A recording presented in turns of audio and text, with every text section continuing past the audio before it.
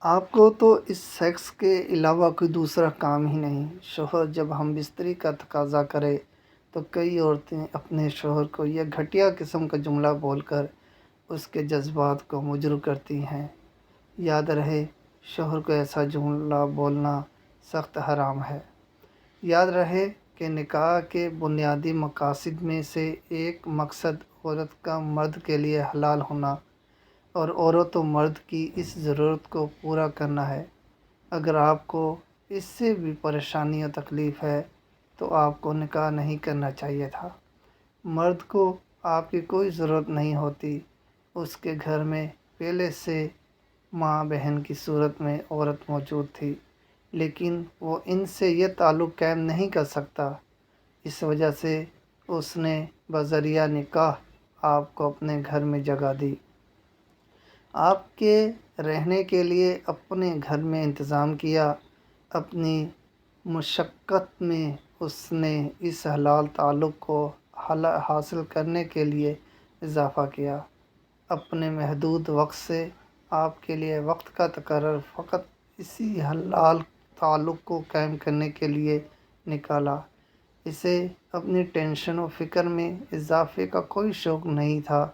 اس نے اپنی اسی ضرورت کے حصول کے لیے اپنا سکون و راحت دوستوں کو دیا جانے والا، حتیٰ کہ خود اپنی ذات کے لیے مختص وقت قربان کیا۔ یاد رہے، اگر آپ شوہر کو ایسے واحیات جملے بول کر اس کے دل میں جگہ بنا پائیں گی تو یہ آپ کی بھول ہے۔ یہی وہ تعلق ہے جس سے میاں بیوی میں محبت پیدا ہوتی ہے۔ اسی تعلق کی وجہ سے رشتہ مضبوط ہوتا ہے۔ اسی کے سبب مرد آپ کا احساس کرتا ہے۔ اسی تعلق کے سبب مرد آپ کا خیال رکھتا ہے۔ اسی تعلق کے سبب آپ عمر بھر اس کے ساتھ نبھا کر سکتی ہیں۔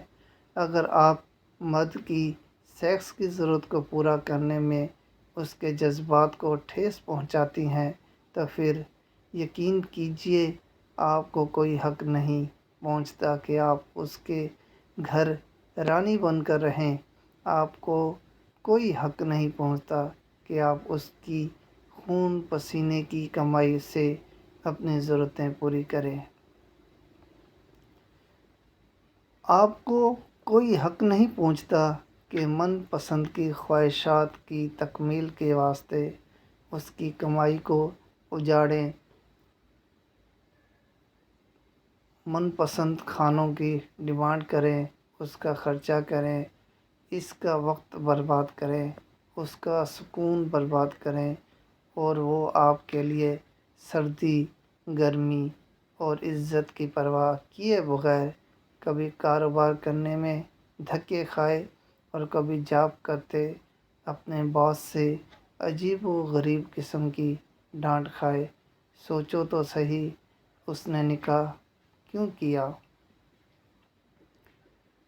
سوچو تو صحیح کہ ایک مرد کو اس کے علاوہ عورت کی حاجت کی کیا ضرورت ہے؟ سوچو تو صحیح، کوئی اپنے خون پسینے کی کمائی بلا وجہ، بلا فائدہ آپ پہ کیوں خرچ کرے؟ اب اگر کوئی نادان عورت یہ کہے کہ اچھا، اس نے جسم کے لیے مجھ سے شادی کی، تو اس کا جواب یہ ہے کہ جی ہاں، اس نے آپ کے جسم کو حلال طریقے سے حاصل کرنے کے لیے آپ سے نکاح کیا تھا۔ اس کے علاوہ اس کی کوئی ضرورت اور حاجت مقصد نہیں تھا۔ اور یہ فلمی ڈائلاگ کہ تم مجھ سے محبت نہیں کرتے، میرے جسم سے محبت کرتے ہو، یہ نری بکواس ڈائلاگ ہے۔ مجھے تیری ذات سے محبت ہے تو تیری روح سے محبت ہے، یہ فقط ڈرامے بازی۔